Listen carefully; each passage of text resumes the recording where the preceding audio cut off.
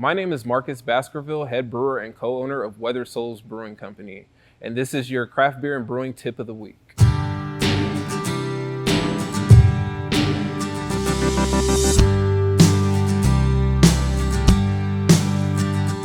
Dealing with particular ingredients for us, because we do have a hop back, when adding those ingredients to said beer, we go ahead and add that within the hop back, and so we don't need bags. Adding things directly into tanks can be very painful sometimes. So I do suggest using muslin bags or pantyhoses to assist you with that. Definitely with things like coconut, cacao nibs, even vanilla beans if you're chopping them. You don't want those adjuncts or ingredients to interfere with your bottling or kegging or however you're doing the finished product.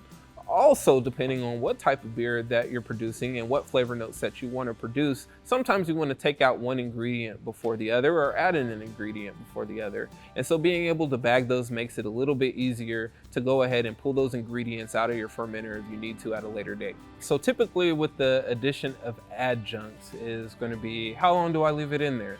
For us, it kind of depends on what adjunct it is and what flavor profile you're trying to achieve from that. But typically it's not that long. For the addition of coconut, typically we're only leaving a beer on coconut for around 2 to 3 days to achieve that coconut characteristic that we want. Looking at vanilla beans, especially because of how expensive they are, we typically let those sit longer. Our vanilla bean process is like what many others are, is typically letting it soak within bourbon for a day or two to go ahead and sanitize them, and then adding the whole lot in, basically because at this point you've created a tincture that you can use everything within that beer to get some of those flavor profiles.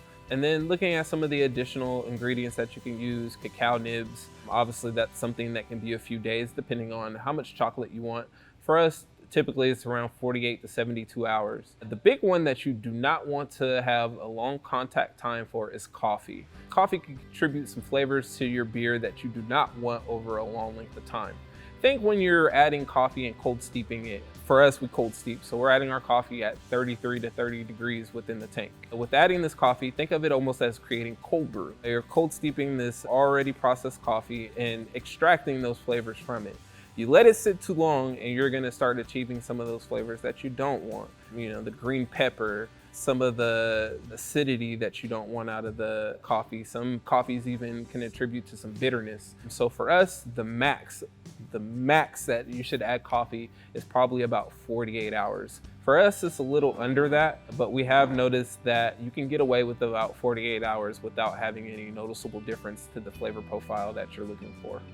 Looking at some of the additional flavors and adjuncts that you can use, something that we've also done here is using the addition of fruit puree or fruits.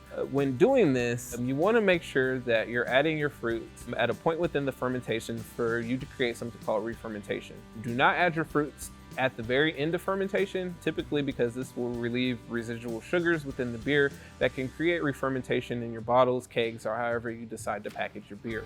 To eliminate that and make sure that your beer is actually fermenting all the way out, for us, we go ahead and add that fruit a few days within the initial fermentation process. So once our beer has gotten about halfway through fermentation is when we add our additions of fruit.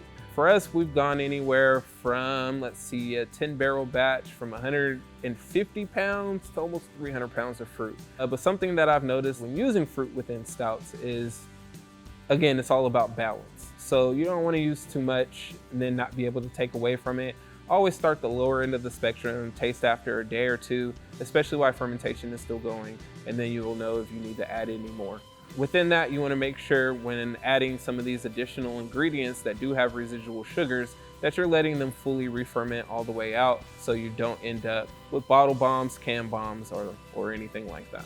For us, dealing with fruits for stouts, it's typically going to be the darker berry fruit. So we've done cherries, blueberries, raspberries. Typically, we try to stay within that flavor profile range, things that are going to kind of remind you of that jammy aspect versus using some of the lighter stone fruits and things like that. To me, it would seem a little too obscure within the stout profile. Now, you might want to get creative and try something different. But for us, we're going to stay towards those jammy type of fruits that are going to provide that flavor that you can accent with chocolates or even peanut butter, which we've done in the past as well, to give those kind of a highlighted flavor on top of the stout in itself. Have fun with your adjuncts. And for more information on brewing great stouts, including Black is Beautiful, make sure you click the link below.